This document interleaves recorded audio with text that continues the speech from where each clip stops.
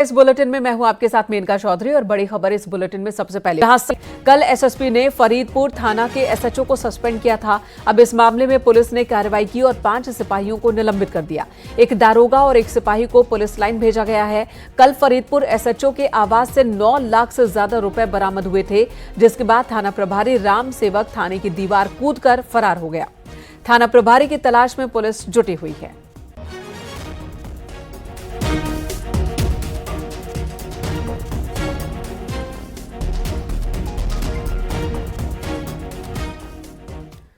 उधर बदायूं में road race का एक मामला सामने आया। बीच सड़क यहां बवाल होता रहा।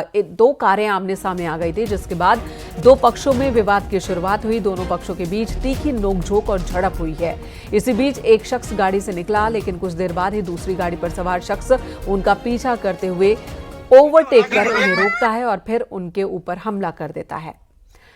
इस वीडियो में आप देख सकते हैं किस तरह से कार के अंदर पति पत्नी और बच्चे बैठे हुए हैं। बच्चे चीख चिल्ला रहे हैं, लेकिन हमलावर लगातार डंडों से हमला करता है, जबकि बार बार रिक्वेस्ट की जाती है कि बच्चे हैं कार के अंदर। बावजूद इसके ये शख्स कहता है कि बच्चे हैं तो मैं क्या करूं, और अपने गुस्से में देखिए किस तरह से एक के बाद एक अटैक करता जाता है। इसका आरोप है कि पहले इसकी पिटाई की गई थी, इस पर हमला किया गया था। लेकिन 2 तस्वीरें आप देखिए। पहली तस्वीर में ये शख्स रोड रेस के दौरान हमला करते हुए दिख रहा है एक परिवार के ऊपर, और दूसरी तस्वीर में नोकझोंक दिख रही है, लेकिन दोनों पक्षों के बीच दिख रही है। मामला बराबरी का दिख रहा है। फिलहाल पुलिस ने केस दर्ज कर लिया है। इस मामले में आगे के एक्शन में जुट गई है पुलिस।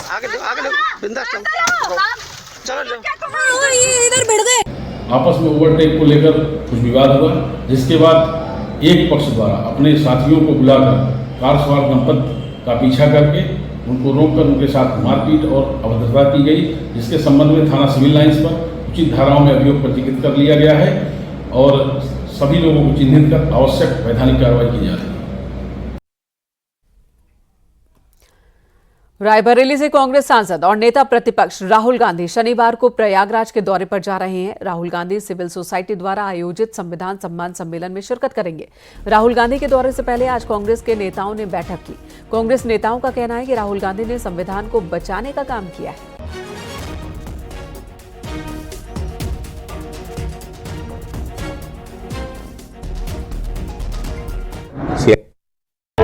जिस प्रकार से आम जनता के साथ में दुर्व्यवहार कर और मात्र कुछ चुने हुए लोगों के लिए कानून को का इंटरप्रिटेशन उसकी परिभाषित किया जा रहा है, उसे रोकने के लिए और जो संकल्प और जो विचार को लेकर आरएसएस और विशेष रूप से मोदी जी जिस संविधान को बदलने का संकल्प लिए हुए हैं, उस संकल्प को तोड़ने के लिए, उस भ्रम को तोड़ने के लिए, और जो संविधान ने जिससे इस देश को एक नई ताकत दी, एक आम आदमी को नई आवाज़, अपनी एक आवाज़ की ताकत दी, हर व्यक्ति को एक मत का अधिकार दिया, उन सभी अधिकारों को बचाने के लिए माननीय राहुल गांधी जी ने संविधान को सम्मान देते हुए, संविधान की सुरक्षा करते हुए, संविधान को मजबूती से पूरे देश में लोग और विश्वास रखें।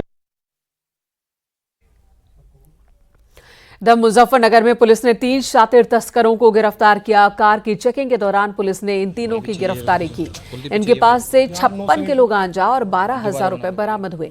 बरामद गांजे की कीमत 8.5 लाख रुपए है। खास बात यह है कि तस्कर बिहार के एक गैंग से ऑनलाइन गांजे को खरीदते थे, फिर उनके हैंडलर उन्हें यहां आकर गांजा सप्लाई कर देता था। इसके बाद उस गांजे के छोटे छोटे पैकेट्स बनाकर ये मार्केट में बेचा करते थे। पीछे भाई यार 9 सेकंड में दोबारा बना लो भैया। और इनकी तलाशी से 12,000 रुपये भी बरामद हुए हैं। इन अभियुक्तों से जब पूछताछ की गई तो इन तीनों ने अपना नाम सचिन, राहुल और गजेंद्र बताया। इसमें से सचिन जनपद मेरठ का निवासी है और राहुल और गजेंद्र ये लछड़ा मंसूरपुर जनपद मुजफ्फरनगर के निवासी हैं। इन लोगों से जब और गहनता से पूछताछ की गई तो ये प्रकाश में आया कि ये शातिर किस्म के गांजा तस्कर है और बिहार के गैंग के ये कांटेक्ट में रहते हैं और वहाँ से ऑनलाइन ये खरीदारी करते हैं फ़ोन के माध्यम से, और यहाँ पे जनपद में अलग अलग स्थानों पे इनके हैंडलर आके इनको गांजा सप्लाई करते हैं। कन्नौज में भारी बारिश की वजह से एक कच्चा मकान भरभरा कर ढह गया। इस हादसे में एक बुजुर्ग और 4 जानवरों की मौत हो गई। पुलिस ने बुजुर्ग के शव को कब्जे में लेकर पोस्टमार्टम के लिए भेजा। कन्नौज के इंदरगढ़ थाना क्षेत्र का ये मामला है।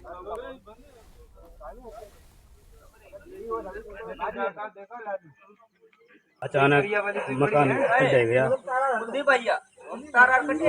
बकरी भी मर गई। कितनी बकरियां मरी? 4 बकरी मर गई। ताऊ जी भी एक्सपायर हो गए। ताऊ का क्या नाम था? राम होता। हाँ कटे। पुलिस आई थी? हाँ आई थी।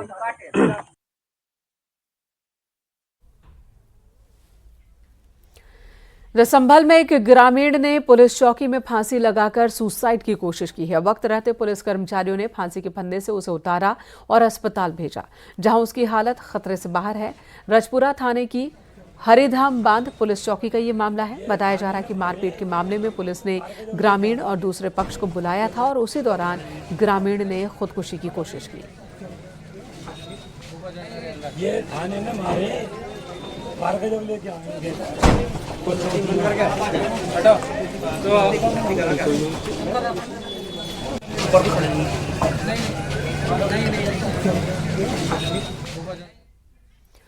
उधर फिरोजाबाद में बारिश के बाद शहर के कई इलाकों में पानी भर गया। जलभराव की समस्या से निजात दिलाने का दावा करने वाले नगर निगम के परिसर में भी पानी भर गया। सरकारी अस्पताल के सामने सर्विस रोड, सुभाष तिराहा, नगर निगम मार्केट, सुहाग नगर चौराहा, हर तरफ पानी ही पानी भरा हुआ।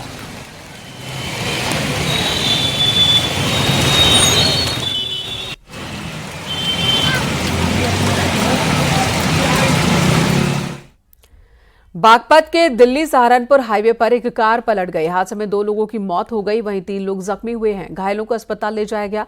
बताया जा रहा है कि बाइक ओवरटेक करते वक्त कार बेकाबू हो गई थी और पलट गई। मृतकों में एक महिला और एक लड़का शामिल है। बड़ौत कोतवाली क्षेत्र का ये मामला है।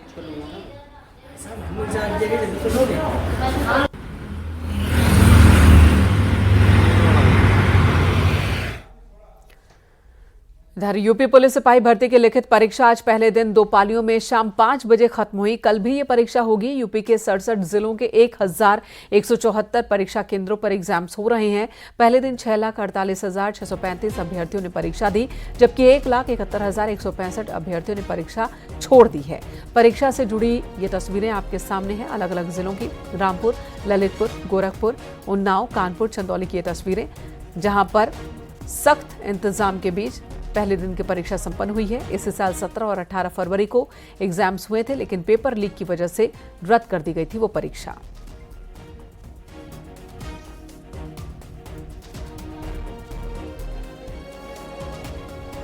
सख्ती और निगरानी का दिखा असर।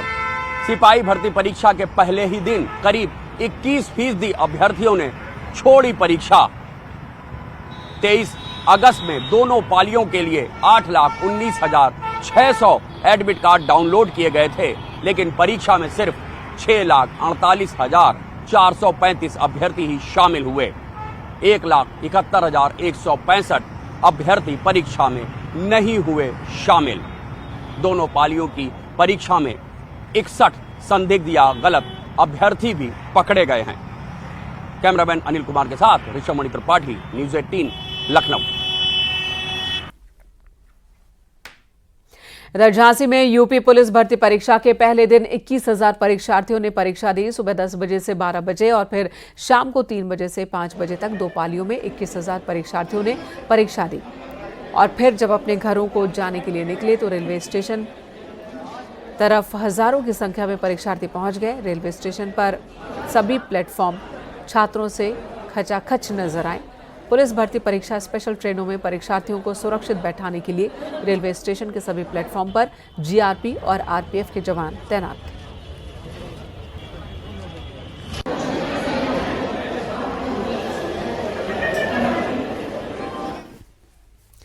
केंद्र सरकार ने 156 दवाओं पर बैन लगा दिया है। कहा जा रहा है कि ये दवाएं सेहत के लिए ठीक नहीं। इनमें पेन किलर से लेकर मल्टीविटामिन तक शामिल है। सरकार ने बुखार, सर्दी, एलर्जी और दर्द के लिए इस्तेमाल की जाने वाली एंटीबैक्टीरियल दवाओं पर बैन लगाया है। 156 फिक्स्ड डोज कॉम्बिनेशन एफडीसी दवाओं पर प्रतिबंध लगा दिया है, जिनके पीछे तर्क है कि ये स्वास्थ्य के लिए ठीक नहीं है। अगर आप भी फिक्स्ड डोज कॉम्बिनेशन का इस्तेमाल करते हैं तो सावधान हो जाइए, क्योंकि सरकार ने 156 फिक्स्ड डोज कॉम्बिनेशंस पर प्रतिबंध लगा दिया है। पिछले साल देखा गया था कि 14 फिक्स डोज कॉम्बिनेशन पर प्रतिबंध लगाया गया था, उस पर 156 पे लगाया गया है। अगर फिक्स डोज कॉम्बिनेशन को सरल भाषा में समझे तो एक गोली में कई सारे कॉम्बिनेशन होते हैं, कई सारे कंपाउंड होते हैं जिसका सेवन जो है हम लोग करते हैं, और कई बार ये देखा जाता है कि बॉडी में जिस कंपाउंड की ज़रूरत नहीं है वो चला जाता है। डॉक्टर्स का कहना है कि एक बहुत अच्छा कदम है, इससे जिस तरीके से यूज़ हो रहा था मेडिसिन का वो रुक जाएगा, क्योंकि दुरुपयोग भी बहुत ज़्यादा हो रहा था। जो दवाएं बैन की गई हैं उन्हें मल्टीविटामिन और एंटी एलर्जिक के रूप में भी इस्तेमाल किया जाता है। पैरासीटामोल, ट्रामाडोल, टॉरिन और कैफीन के मिश्रण पर भी प्रतिबंध लगा दिया है। जुकाम, खांसी इन सब के लिए तो इस्तेमाल की जाती है, लेकिन अगर हेयर फॉल होता है या स्किन ट्रीटमेंट्स होते हैं उसके लिए भी इसका इस्तेमाल किया जाता है। उसमें एंटी एलर्जिक और मल्टीविटामिन भी शामिल है। इसमें पैरासीटामोल को भी जो है उस पर प्रतिबंध लगाया गया है और सूची में साफ तौर पर लिखा गया है कि इसका असर जो है वो बॉडी में देखने को मिल रहा है और इससे काफ़ी सारी प्रॉब्लम्स जो है वो हो सकती है। इसको लेकर एक बड़ा एक्शन लिया गया है और जिन 14 मेडिसिन की मैं आपको बात बता रही हूँ जो पहले लगा था उनमें भी उनका नाम जो है वो शामिल है। सरकार ने 156 ऐसी दवाइयों को बैन किया है जो कि बुखार, सरदर्द या यूं कहें कि खांसी, बदन दर्द, इन सब चीजों के लिए इस्तेमाल हो रही थी। अगर देखा भी जाए तो सरकार ने ये औचित्य दिया है कि ये जो दवाइयां हैं इनमें दर्द के लिए या बुखार के लिए दो कंपाउंड का इकट्ठे इस्तेमाल किया गया था और ऐसी दवाइयों को हम कॉकटेल दवाइयां भी बोलते हैं। देखा जाए तो देखिए ये जो दवाइयां हैं एक ही मर्ज के लिए यानी कि एक ही तकलीफ के लिए एक दवा के अंदर 2 कंपाउंड थे और ऐसी स्थिति में क्योंकि ये दवाइयां ओवर द काउंटर बहुत आसानी से मिलती हैं तो इनका दुरुपयोग जो है वो बहुत ज्यादा हो रहा था। वहीं अगर व्यक्ति दर्द के लिए या बुखार के लिए इन कॉम्बिनेशन ड्रग्स को ले रहा था तो बेवजह 2 कंपाउंड उसके शरीर में जाकर के उसको आगे चलकर कॉम्प्लिकेशंस या साइड इफेक्ट्स की संभावनाओं को बढ़ा रहे थे। बीते साल भी केंद्र सरकार ने कई दवाओं को बैन किया था। हेल्थ एक्सपर्ट भी मानते हैं कि इससे दवाओं का दुरुपयोग रुकेगा। दिल्ली से न्यूज़ 18 के लिए फराह खान की रिपोर्ट।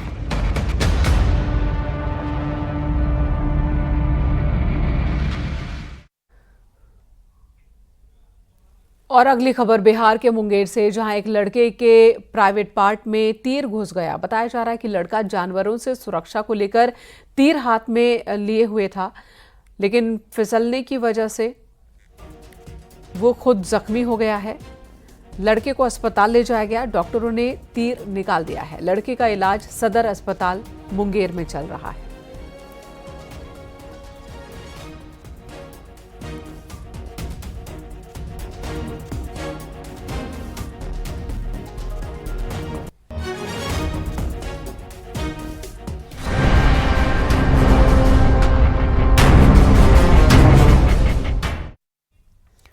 और अगली खबर हरदोई से, जहां प्रेम प्रसंग में मर्डर का ऐसा मामला सामने आया जिसने रिश्तों को शर्मसार कर दिया। युवती की कहीं और शादी फिक्स होने पर मौसा के सिर पर खून सवार हो गया और उसने प्रेम प्रसंग में साढ़ू की बेटी को ही मार डाला।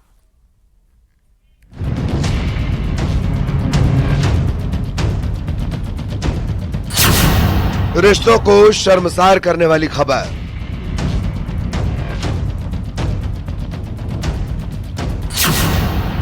साढ़ू की बेटी से चल रहा था प्रेम प्रसंग।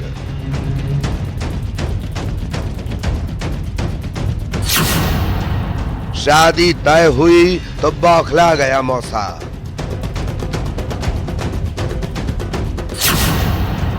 रक्षाबंधन वाले दिन उठाया खौफनाक कदम। हरदोई में एक मौसा को अपनी ही साढ़ू की बेटी की हत्या के आरोप में पुलिस ने गिरफ्तार किया है। पुलिस ने हत्या कर युवती के छिपाए गए शव को भी बरामद कर लिया।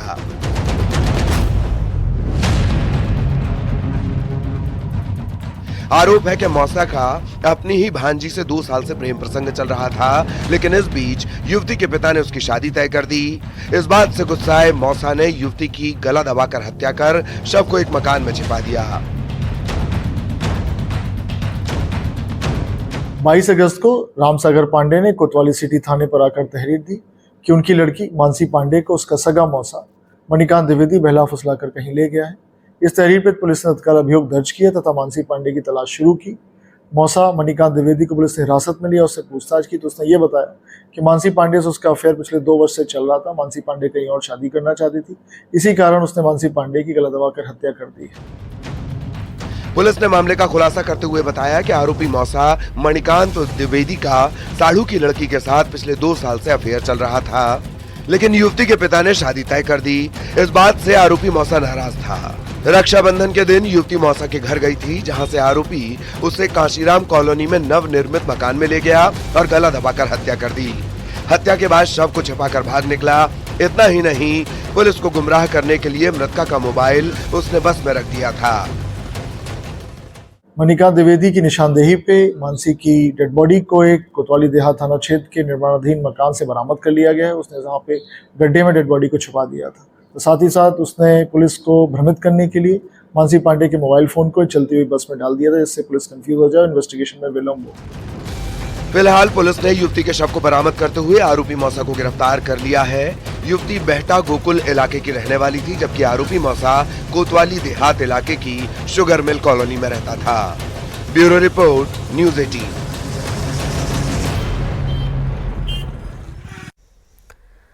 उधर कानपुर में 2 प्रिंसिपल के बीच कुर्सी पाने को लेकर अजीबोगरीब मामला सामने आया। कहने और सुनने में अजीब लगेगा, लेकिन हकीकत है ये। पूरा मामला कानपुर ITI का है, जहां एक प्रिंसिपल को अपनी कुर्सी से इतना मोह हो गया कि ट्रांसफर होने के बाद भी कुर्सी छोड़ने को वो तैयार नहीं, बल्कि कुर्सी बचाने के लिए प्रधानाचार्य हाईकोर्ट तक चले गए और स्टे ले आए। लेकिन विवाद तब खड़ा हो गया जब ट्रांसफर होकर आए प्रधानाचार्य भी हाईकोर्ट चले गए। अब अदालत ने इन दोनों के ट्रांसफर को लेकर फिर से विचार करने को कहा है। कानपुर के एक ऐसे शैक्षिक संस्थान की हम बात कर रहे हैं जहां कुर्सी को लेकर खींचातानी चल रही है। जी हां, हम बात कर रहे हैं कानपुर के इस विद्यालय की, जहां राजकीय औद्योगिक प्रशिक्षण संस्थान है, जहां प्राचार्य का पद 1, प्राचार्य कक्ष 1, मगर प्राचार्य 2, और ऐसे में छात्र और शिक्षक पशोपेश की स्थिति में है। शिक्षक इस बात से परेशान है कि आदेश माने तो माने किसका, और वहीं छात्र परेशान है क्योंकि उनकी पढ़ाई इससे कहीं ना कहीं अफेक्टेड हो रही है। और ऐसे में दोनों प्राचार्य अपने अपने दस्तावेज दिखाकर उस कुर्सी का हवाला दे रहे हैं। अब देखना ये होगा कि इस प्राचार्य की कुर्सी की जंग कब समाप्त होती है और एक बार फिर से इस इंस्टीट्यूट में बच्चों को पूर्णतया कक्षाओं में जाने का मौका मिलता है। इधर कौशाम्बी में लड़की ने एक लड़के पर शादी का झांसा देकर रेप का आरोप लगाया है। लड़की का आरोप है कि लड़का शादी से मुकर गया, लड़की को जान से मारने की धमकी भी दे रहा है। पुलिस ने आरोपी को गिरफ्तार कर लिया है। सैनी कोतवाली का ये मामला है।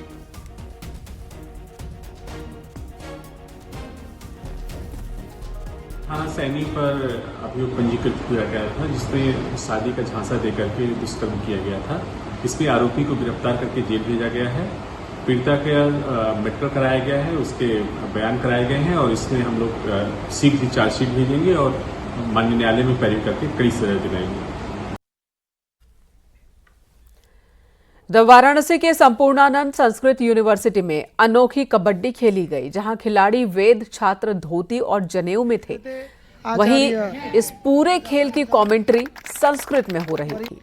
पुनः एक बार वेदांती वेद विद्यापीठ समूहेन गतः क्रीडकः अस्ति सम्यक रूपेण क्रीडां क्रीडितवान् अतीव सम्यक रूपेण। उसको जो है हमारे दीक्षांत लान में जो है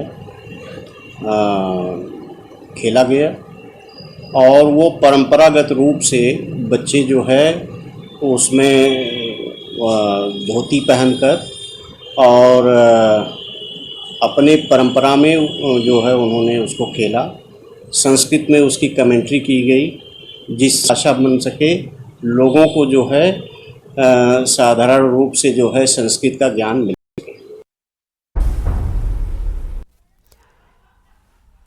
पहाड़ लैंडस्लाइड ने लोगों की जिंदगी खराब कर दी है, तो मैदानी इलाकों में नदियों में लगातार बढ़ते जल ने जमीन के कटाव को बढ़ा दिया।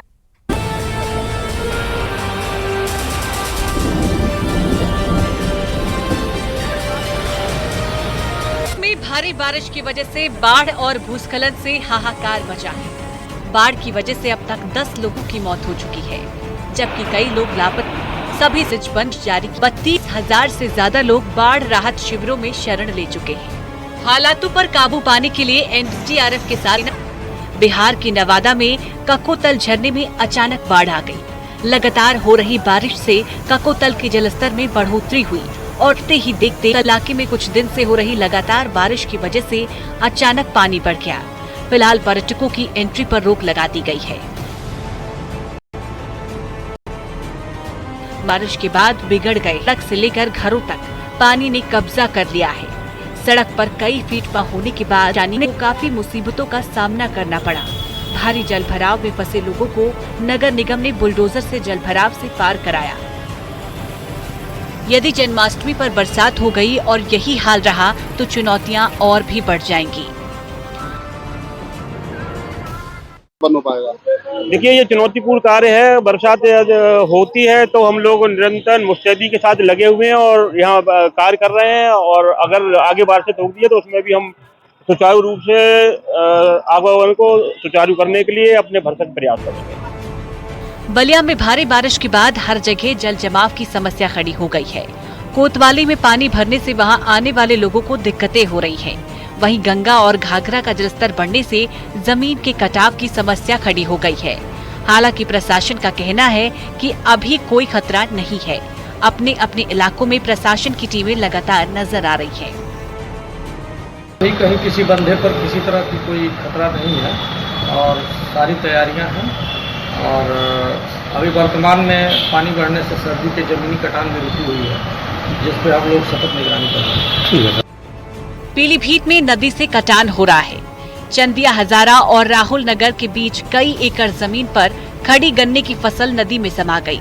बाढ़ और कटान के प्रकोप से बचने के लिए हजारों लोग नदी के किनारे जमा होकर पूजा पाठ करने लगे। बाढ़ के कहर से निजात दिलाने की कामना की। लोगों ने नदी के किनारे विधि विधान से पूजा की। पहाड़ों में भारी बारिश से उत्तराखंड के श्रीनगर में अलकनंदा नदी अब खतरे के निशान के करीब बह रही है। चमोली और रुद्रप्रयाग में हो रही बारिश के कारण अलकनंदा नदी में लगातार उफान है। वहीं नदी के उफान पर आने के बाद एसडीआरएफ और पुलिस प्रशासन सतर्क हो गया है। लोगों से नदी घाट किनारे न जाने की अपील की जा रही है। चमोली में बद्रीनाथ हाईवे बंद हो गया है। नंदप्रयाग के पास पहाड़ी से भारी मलबा सड़क पर आ गया। वहीं तेज बारिश के बाद कंचनगंगा, गुलाब कोटी, पागल नाला, छिनका में पहाड़ी से भारी मलबा आ गया है, जिसके बाद से सड़क पूरी तरह से बंद है। सड़क बंद होने से यात्री फंसे हुए हैं। हाईवे को खोलने का काम जारी है। पहाड़ों में लगातार हो रही बारिश के चलते गंगा और उसकी सहायक नदियां उफान पर हैं। ऋषिकेश के त्रिवेणी घाट पर गंगा चेतावनी रेखा को छूकर बहने लगी है। पुलिस अलर्ट मोड में आ गई है। लोगों को गंगा घाट से दूर रहने की सलाह दी गई है। पहाड़ों में कल से तेज बारिश हो रही है, जिसके बाद ऋषिकेश में गंगा का जलस्तर लगातार बढ़ रहा है। चमोली में देर रात को भारी बारिश के बाद जगह जगह नुकसान हुआ है। सबसे पहले नुकसान देवल और थराली क्षेत्र में हुआ है। देवाल के हरनी में पुल बह गया। इसके साथ ही पैदल रास्तों को भी नुकसान हुआ। बारिश से पिंडर नदी का जलस्तर बढ़ने से लोगों में डर का माहौल बना हुआ है। वहीं बारिश के बाद बरसाती नाले उफान पर हैं। चमोली के पंगनो गांव में कल रात को भारी बारिश की वजह से लैंडस्लाइड हुआ। यहां 3 घर खतरे की जद में आ गए हैं। लोग अपने घरों को खाली करने में लगे हुए हैं। भूस्खलन के बाद बड़े बड़े पत्थर और मलबा गांव की तरफ आ गया। इससे पहले भी यहां भारी भूस्खलन हुआ था। टिहरी के भिलगाना ब्लॉक में बारिश से तबाही की खबर है। बूढ़ा केदार इलाके में गेनवाली गांव में बादल फटा। राहत की बात यह है कि कोई जनहानि नहीं हुई, लेकिन कई घरों और खेतों को भारी नुकसान हुआ है। बड़े बड़े बोल्डर और पेड़ पानी के सैलाब में बहकर आ गए। वहीं एसडीआरएफ पुलिस की टीम मौके पर है। मसूरी धनौल्टी नेशनल हाईवे पर बारिश के बाद कई जगह पर भूस्खलन हुआ। पीडब्ल्यूडी और नेशनल हाईवे की टीम रास्तों को खोलने में लगी है। मसूरी धनौल्टी नेशनल हाईवे पर ज्यादा दिक्कत हुई। यहां सड़क पर आए मलबे को हटाने में कई घंटों का वक्त लग गया। हाईवे खुलने से यात्रियों ने राहत की सांस ली। न्यूज़ 18 के लिए ब्यूरो रिपोर्ट। फिलहाल इस बुलेटिन में इतना है, लेकिन चलते चलते आपके लिए एक अच्छी खबर न्यूज़ 18 लेकर आया है। जन्माष्टमी पर खास नटखट गाना प्रतियोगिता ये आपका मौका है अपने नन्हे कान्हा को न्यूज़ 18 पर देखने का। सजाएं अपने 12 साल तक के बच्चों को भगवान कृष्ण के रूप में और भेजें उनकी तस्वीरें। व्हाट्सएप नंबर आपकी टीवी स्क्रीन पर फ्लैश हो रहा है 9891314814। तस्वीर के साथ बताएं उनका नाम, शहर और उम्र, साथ ही जीते ढेरों इनाम। आप देख रहे हैं न्यूज़ 18 उत्तर प्रदेश उत्तराखंड।